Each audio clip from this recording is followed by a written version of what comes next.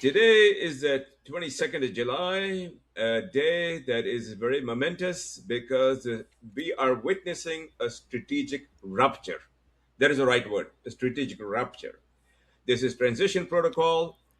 We bring you the news that is driving the news, not available to most independent media, not reported by most legacy media. In fact, no legacy media. With me are my distinguished colleagues, Pepe Escobar, Larry Johnson. They will take over very soon. I just need to make one request. Please subscribe to our channel so that we can keep doing what we are doing, bring you the news that you don't see anywhere else. And if you would be kind enough to become a paid subscriber, that will help us immensely. Go to our Substack channel, same name, become a paid subscriber for $5 a month, get these security briefings delivered inside your mailbox. So please go ahead, Pepe. And then after him will be Larry explaining to you the strategic rupture. I prefer that Larry starts because I hate repeating myself. And before we started, I was talking for half an hour. Yeah, that's Larry, a yeah. Yeah, I'll go ahead and give a sort of a summary of where we stand. Uh, for when Dr. Z says rupture, I hear rapture, which means the end times, and a bunch of people are going to be disappearing. Um, we are witnessing a very extraordinary period where the United States has reached a critical stage in its ability to pursue this conflict, this war with Iran. Uh, that it is now starting to become universally recognized, at least acknowledged in the press, that the United States is facing a strategic deficit across a whole range of precision weapon systems, primarily missiles. And this encompasses everything from the PAC-3 Patriot missiles, the THAAD, the terminal high altitude area defense weapon, to weapons that are fired against suspected enemy air defense systems is called the HARM missile, and then into the long range missiles from that include the Tomahawk, the JASSM, uh, the PRISM, the precision strike missile that's fired from a HIMAR, and the ATACMS. Now, the ATACMS actually it has such a short range. It's really when it's fired from Bahrain or Kuwait, it really doesn't can only penetrate 180 miles from the point of firing. So it's not really a factor in this. All of these missile systems are approaching critical supply levels, which means there's not an inventory that can be drawn upon and sustained over a period of, say, 2 or 3 weeks. And the production system is completely incapable of reproducing what is being expended, in large measure because all of these weapon systems are dependent upon guidance systems that require rare earth minerals, and China controls those rare earth minerals. China has a monopoly, and without those rare earth minerals, these munitions do not get produced. And so, right now, if the war stopped tomorrow in each of those missile categories I've described, you're looking at 4 years to 6 years to replace what's already been expended. So the United States is up against what is an actual material shortage of weaponry, and the longer it tries to pursue attacks against Iran, the more it depletes those systems. Iran sought in early April to ask the United States, as one of Iran's demands, to leave the Persian Gulf. The United States, no interest in doing that. Well, now, regardless of what the United States wants to do, Iran has forced the issue, and Iran is forcibly expelling the United States from its military bases in Kuwait, in Bahrain, in Qatar, in Jordan, in Saudi Arabia. and in the United Arab Emirates. Just overnight, we've received news that the U.S. has withdrawn its military forces, its military personnel from the Muwafiq al-Salti Air Base in Jordan and the King Faisal Air Base. They keep saying it's in Jordan, but I look it up. It says it's on the border of Jordan, but located in Saudi Arabia. Those are the two latest examples. Why? Because of the precision of Iranian missiles striking targets, having made possible because in the first days of the war that started in February 28th and lasted for about 5 weeks into early April, the Iranians proved quite adept at destroying all the radar and satellite communication systems that were located in Al Udeid, in Bahrain, in Kuwait, and to a lesser extent in Oman. Not Oman, the United Arab Emirates. Without those radar communication systems, the United States is blind. Before, and two of those radar systems, one in Bahrain, one in Qatar, were each cost more than $1 billion. But when they were operating, they could give an immediate warning of a launch of missiles from Iran. They could know where it was headed, what direction. They could actually help intercept those missiles. Today, the United States is saying that it's lucky if it's getting a minute or 2-minute warnings before the missile hits.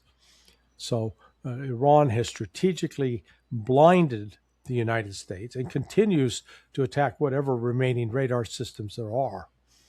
But it is also forcing the United States to withdraw forces, both personnel and equipment, from the region. So from Iran's standpoint, yes, they've suffered, there have been attacks, they've suffered damage, there have been people killed in Iran. I don't want to minimize this at all, but the ability of the United States to sustain a campaign, I would suggest even beyond the 6 weeks, would put the United States in grave jeopardy of having depleted its offensive missile force that can be used short of going nuclear. So what we're witnessing right now is the United States has yet to come to grips with the fact that it's facing an economic crisis and it's facing a military crisis. And the only one that could possibly save it from this is another country that intervenes to try to help the United States out of this pickle. And I don't see any country on the horizon, including Pakistan, willing to do such a thing. Well, Larry, to complement the military spectrum that you described so well, first of all, I want to go rock and roll a little bit. Many of you remember The Who, Pinball Wizard. You remember Pinball Wizard in the movie version sung by Elton John? That deaf, dumb, and blind kid sure plays him in pinball. Yeah, Deaf, yeah. dumb, and blind. Oh, Larry knows, of course, we are the same generation. Yeah, Deaf, I know dumb, too. and you remember, okay, deaf, Yes, dumb, yeah. and blind in this case. Who's playing pinball now? Now it's Iran playing pinball against the bully. And this pinball is rendering the bully deaf, dumb, and blind. This is Pinball Wizard in reverse.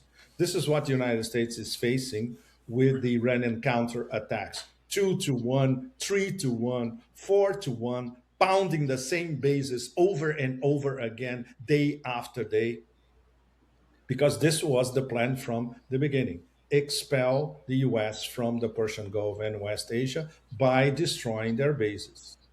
And that's the plan. That has not changed. At the same time, there is the diplomatic factor, which we analyzed in detail since early this week. The Iranian delegation visiting Islamabad and, of course, delivering.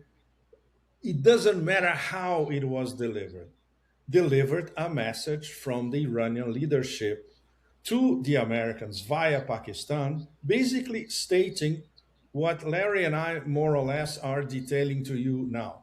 Okay, either you go back to the table and you fulfill the commitments, the 14-point memorandum of understanding that you signed as President of the United States, just like our President Pezeshkian also signed it from day one, or you have to pay the price if you want to continue the war.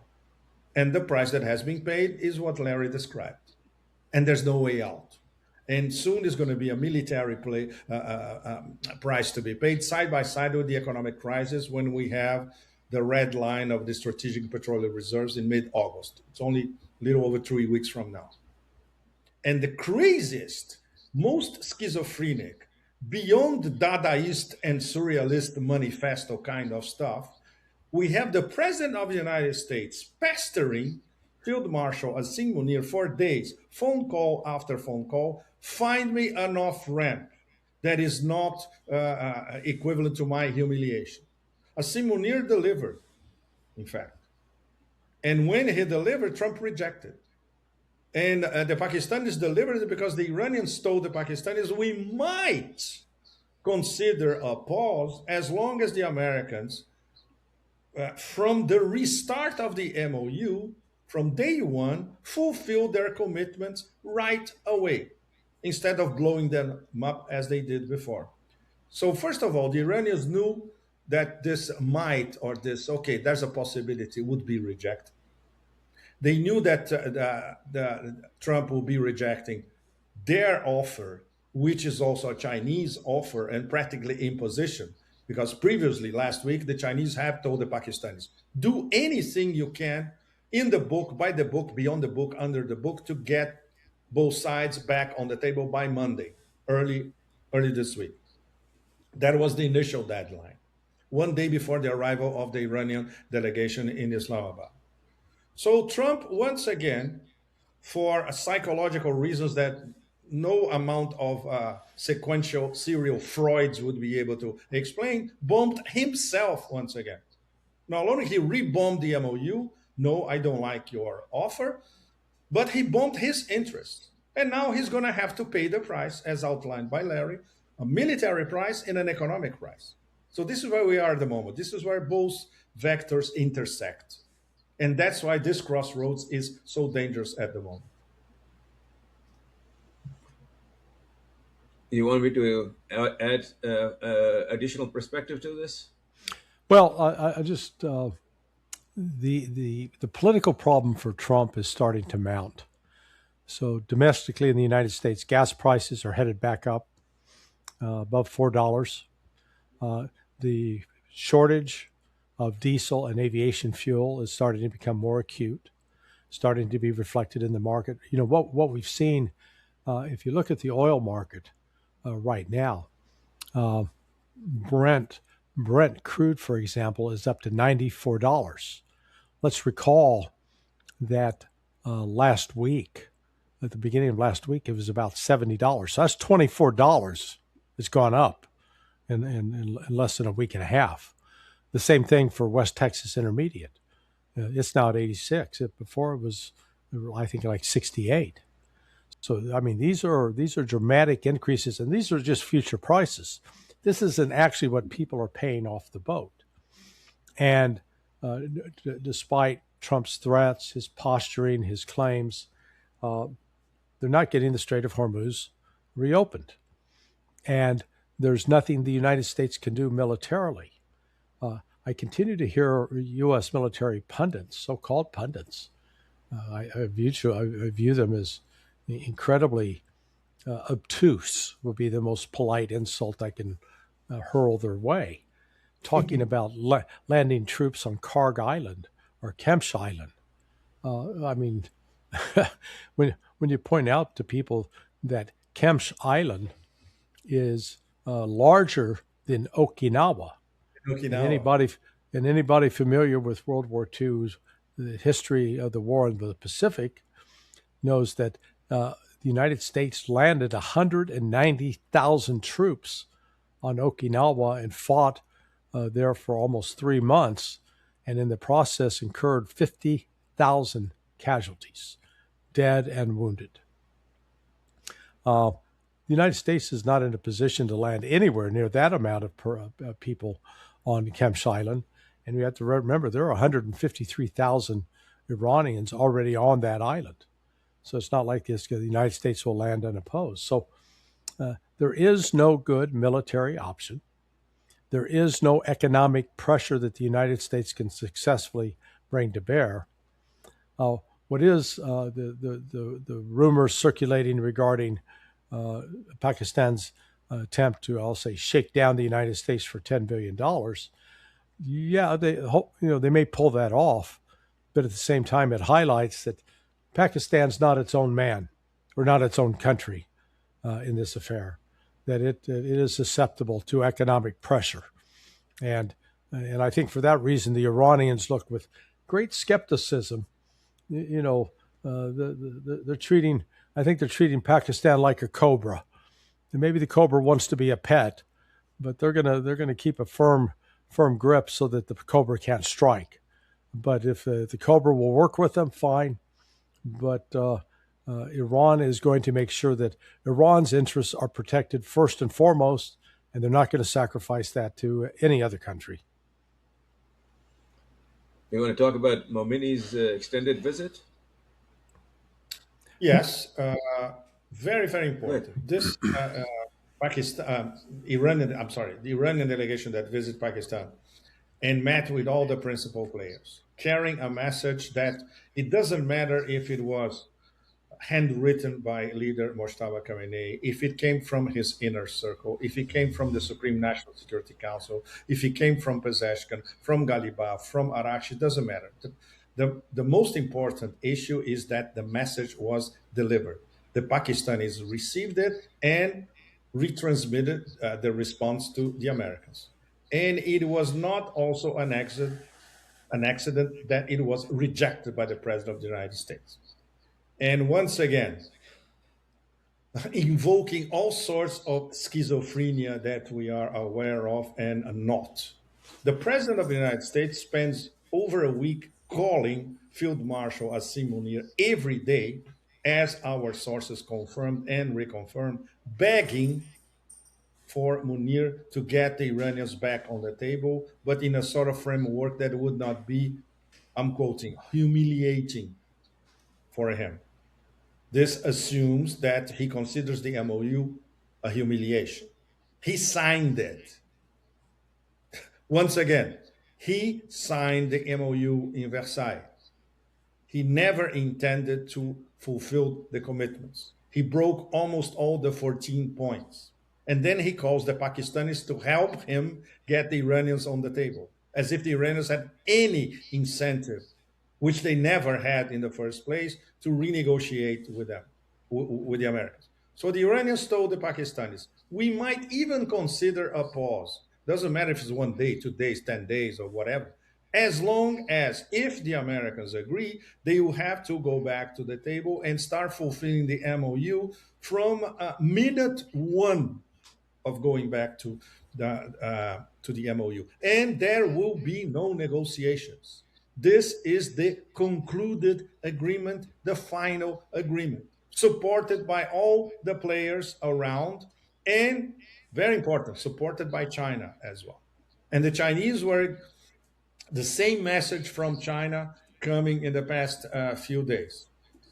The Chinese telling the Pakistanis, please do everything in your power to bring the US and Iran back on the table. So Pakistan did. And Munir was being pestered by Trump all the time. So in the end, Pakistan delivered. Look, it's possible, but you're going to have to fulfill the MOU. And it's no wonder that it was rejected by Trump immediately afterwards. And the Iranians knew from the beginning that this would be rejected. Because after all, the MOU was blown up by the President of the United States over and over again before. And there's no plan B. There's no MOU 2.0 or 3.0. There's no plan B. That's it. It's the MOU or war. And the message by the Iranians was, once again, a declination of our conversation. If you don't go back to the table and fulfill the commitments of the MOU, you're going to have to pay the price for continuing the war. A military price, a diplomatic price, a geoeconomic price, an American economy implosion price. And this is what's going to happen from the end of July by mid-August. Well, and let me add a couple other dynamics here. Number one, as the United States is being driven out of its bases in the Gulf countries and in Jordan, where does it go? It's going to Israel. To Now, Israel. Israel, notice that over the last couple of weeks, Israel hasn't been exactly clamoring to have the United States build up its presence there. If anything, it's been sending the exact opposite message, which was get your refueling aircraft out of Ben Gurion Airport. Why? Because it makes him a target. What has received very little attention is that Israel's two refineries that are primarily that handle the sour crude, the oil coming out of Azerbaijan, transiting Turkey, that's used to produce diesel and aviation fuel. Both of those refineries have been damaged and are not operating at full capacity. And if once the United States fully relocates its forces to Israel, Iran's next target will be those military bases in Israel, hosting, protecting, enabling, facilitating U.S. military operations against Iran.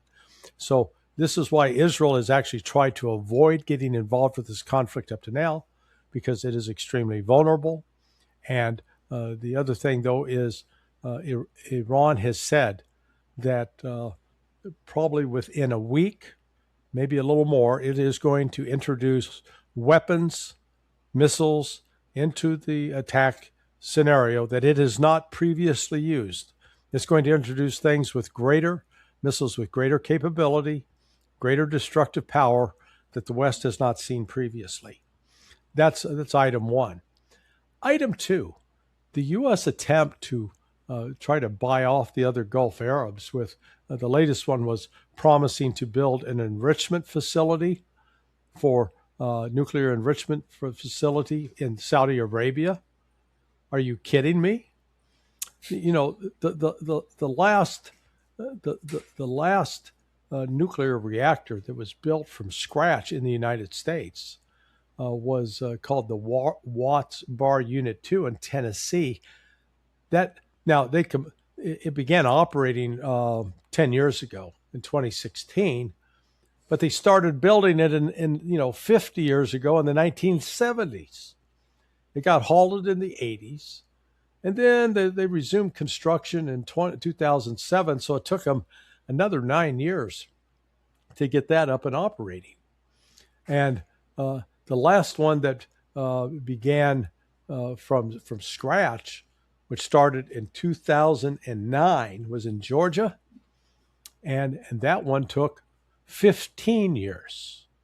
So here is the United States with very limited expertise in building nuclear power facilities, nuclear power plants. The countries that have that experience are Russia, France, and China. But where does the enriched uranium come from that's used to fuel those facilities? That would be Russia.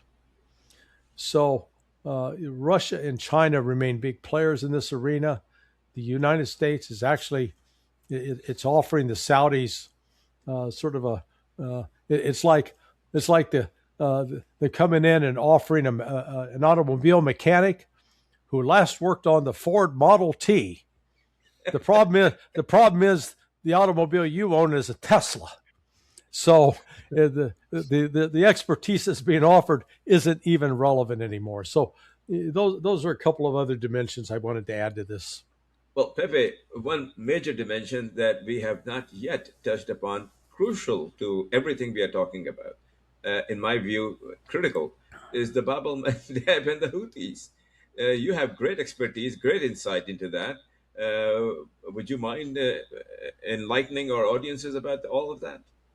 First of all, it's not the Houthis, it's Ansar Allah, and it's Ansar Yemeni Allah. armed forces. Sorry about that. Houthi Yes, sir. is the denomination by Reuters, AP, these things that pose Yes. as journalism. They don't even do their journalism properly. So, I had the privilege to talk to one of my very good Yemeni friends 2 days ago, and I asked him directly, why now? Why are you pulling the Bab al Mandeb card now? And his response was extraordinary. It was the first time that I heard it this way. He told me that Yemeni intel, of course, in collaboration with Iranian intel. But basically, he was saying, look, this is our job. We had to do this because it concerns us directly. They uncovered the lineaments of what could become a massive American operation against not only Iran, but against the whole axis of resistance. Ansar Allah, Hezbollah, Iran, and Hashd al-Shabi in Iraq, and every other people mobilization unit in Iraq. And he says, so this was our preemptive move. We introduced another problem for the Americans in case they decide to attack us as well as part of the axis of resistance. And at the same time, we reactivated something that we needed to put on the public consciousness, in fact, which is the blockade that we are under because of Saudi Arabia. Very few people around the world know that Yemen is undergoing a naval and aerial blockade imposed by Saudi Arabia over 11 years ago. So, if you look at the Yemeni official statement, the Ansar Allah official statement, the Yemeni Armed Forces statement, it says this is now a siege for a siege. We are reciprocating their blockade. And that's also immensely important for everyone around the world to understand. Ansar Allah did not block the Bab al Mandeb, not yet. They blocked the Bab al Mandeb and the Red Sea for Saudi Arabia. It's a completely different story. This means that the oil that the Saudis were exporting via the East-West pipeline all the way to Yanbu, and then from Yanbu, Red Sea, via the Bab al Mandeb all the way to the Asian customers, they cannot do it anymore. 4.5 million barrels of oil a day. Can't stay. If you look at the maps of an accumulation of tanks around Yanbu, they all dressed up with nowhere to go, literally dozens of tankers. But there may be exceptions. If, for instance, these tankers are exporting oil from Saudi Arabia to China, they will be allowed to cross the Bab al Mandeb. So that's the sophistication of the Yemeni blockade.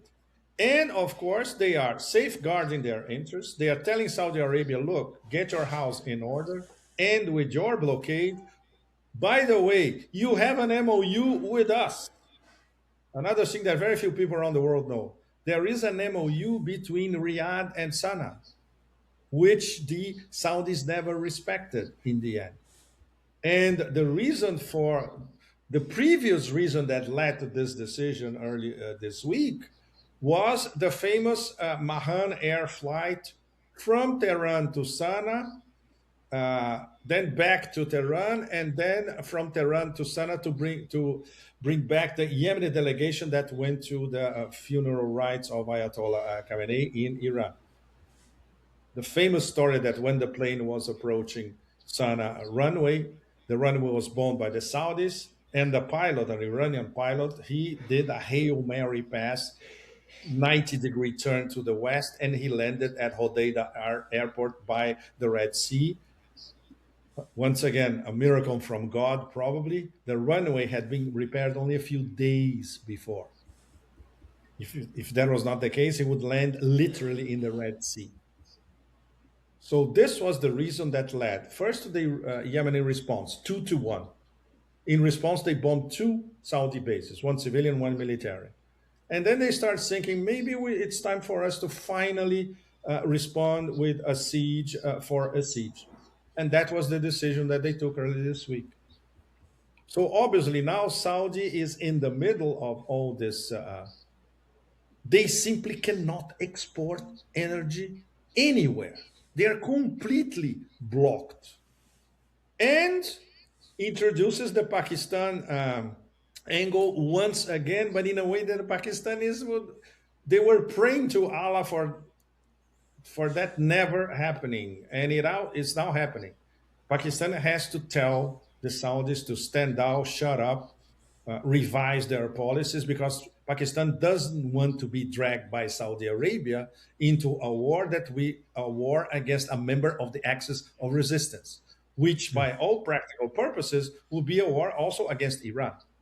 Especially now that Pakistan is reaping, the rewards for being a trustworthy mediator. So, with Well, one single move, Saudi Arabia jeopardized everybody. How can you possibly do that? Ask MBS. If anybody has the balls, go to Riyadh and ask MBS in person. Larry, you want to say something? yeah, well, and in closing, let me just note actually, Saudis aren't completely cut off yet because they still have the option of sending oil through the Suez Canal, but any oil that's intended for Asia, that goes and it adds an additional 40 days to the journey. Yes. And this argues why I don't think the Saudis will respond militarily to this. I think, well, let's put it this way: if they're smart, they're going to seek a negotiated settlement. Because if they respond militarily against the Houthis will then take out the Yanbu, which is their oil distribution. And Yes. once Yanbu is destroyed, then Saudis are not exporting any oil, have no chance of exporting because that distribution point is on fire or it is destroyed. So the Ansar Allah sits in a very powerful negotiating position right now. It literally has the Saudis by the gonads, and the Saudis are recognize that they've got a bit of a squeeze on them, and there's not a lot they can do other than come to their senses and say, you know what, we need to negotiate. This is the information I have as well, that they are negotiating through the Pakistanis, and the Pakistanis have said, we are not going to go fight the Yemenis. You need to bring this to an end by yourself. We will play our role, mediating. That's about what they are going to do. They're not going to attack Yemenis. They're not going to attack Iran. They're not going to go to war against themselves, basically. So the relationship has its limits. Why don't you bring this to a final close, Pepe, by describing the rupture is how I started this. This is a rupture because the Iranian leadership, from everything we have seen, is expecting a final attack by the United States, even though Pakistan is doing what it can to mediate, but there is not much more Pakistan can do other than to tell Trump, you have to start going back to the MOU. And Iran doesn't expect that to happen. Momini is there to verify that. He has verified it from everything we have heard. He's very satisfied. He's very happy. He's going to go back 2 days later, report that back to the Iranian leadership. And Iranian leadership is bolted down, ready for an attack. But then they expect to deliver the final attack, blow back. Absolutely, and they have been preparing for it since the end of the war, the theoretical end of the war, before Islamabad won, before Switzerland, before the MOU, etc. And even when Iraq is saying, "Okay, we always leave, even if it's a tiny window of diplomacy is still possible," of course, we never refuse diplomacy, but we have our finger on the trigger. Kalibaf is basically saying the same thing. People from the Supreme National Security Council, they're saying the same thing. Even the Minister of Foreign Affairs, of course, in more diplomatic language, is also saying the same thing. So, after the demonstration of national cohesion in the streets of Iran, and also in the streets of Iraq in solidarity with Iran, that we had during the funeral rites, this is national cohesion, and there's no mood for any accommodation anywhere in Iran with the Americans, period. And this is something that is reconfirmed by our friends and sources in Tehran. So that's it. You have national cohesion, you have all vectors, political and military, converging to the same objective. You have total untrustworthiness in terms of the United States. You have proof after proof that the United States is non-agreement capable. Once again, Grandmaster Lavrov. And that's it. And they, of of course, they said, okay, they wanted a pause, they wanted a break because they want to continue the war against us. We are ready. But then our response is not going to be only defensive, it's going to be offensive. And it's going to be probably the final move from Iran to actually expel the US from West Asia. And that's why, once again, we are right in the middle of this larger than life crossroads. Nobody knows what's going to happen next. And yes, all bets are off from now on. Well, I'll make one final point, and that is that from our reporting, we believe that if things don't settle down, I mean, that only means the US is going to implement the MOU, which nobody expects. Uh, there will be a final showdown within the next 10 days, exact number of days that I heard. And Iran is completely ready, as you said earlier, with weapons that it has not so far shown to the West. More dangerous, more precise, more deadly, and capable of delivering the final blow. If that happens, expect this to be a very, very significant conflagration. Expect at the end of all of this for the US to simply leave the region and a new power dynamics to emerge in the West Asia sector, with Iran emerging as a big power, Pakistan right next to Iran, because Pakistan has enough good sense to not to do anything that will uh, cause Iran to have second guesses on where Pakistan sits. Any final word, Larry? Nope, I think we've covered it all. Just like to thank everybody for watching today. Hit the like and subscribe button. Check out the Substack. And we just appreciate you watching. Spread the word among your friends. We're trying to get the word out, and it's our privilege to be able to brief you. Thanks for watching. We have a paid version for internal reporting. We will deliver this brief to you every week. Kindly go to Substack, find Transition Protocol, become a paid member, and you will receive everything that we know delivered to your inbox every Monday. Thank you very much. We shall be back next week unless something blows up in the meantime. Thank you. Bye bye. Cheers. Thanks.